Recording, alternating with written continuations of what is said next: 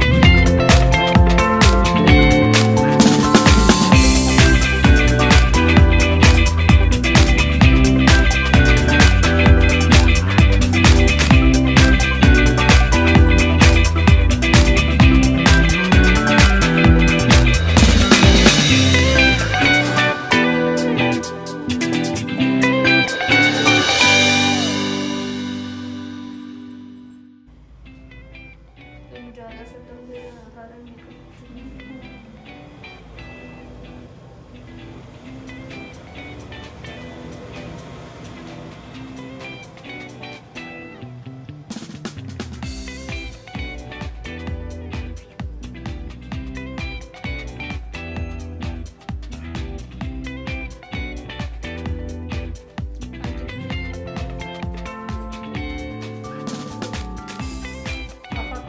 Clips ਪਏ ਨੇ ਜਿਹੜੇ ਮੈਂ ਕੱਲ ਕਹਿ ਰਹੀ ਸੀ ਨਾ, ਉਹਦੇ ਵਿੱਚੋਂ 3-4 ਜਿਹੜੇ ਮੈਚਿੰਗ ਨੇ ਪਿੰਕ ਜਿਹੇ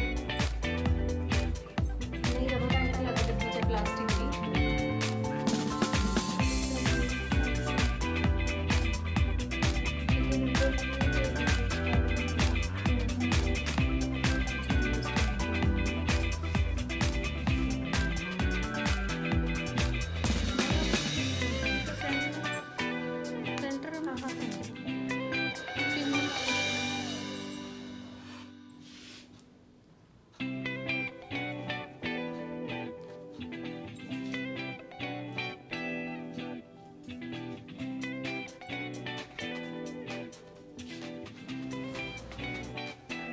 ਮੈਨੂੰ ਬਹੁਤ ਅੱਛਾ ਲੱਗਿਆ ਮੇਕਅਪ ਤੇ ਹੇਅਰ ਵੀ, ਮਤਲਬ ਪਹਿਲੀ ਵਾਰੀ ਐਵੇਂ ਹੋਇਆ ਕਿ ਮੈਨੂੰ ਲੱਗ ਰਿਹਾ ਕਿ ਮੈਂ ਹੀ ਆ ਵਿਦ ਨੈਚੁਰਲ ਲੁੱਕ।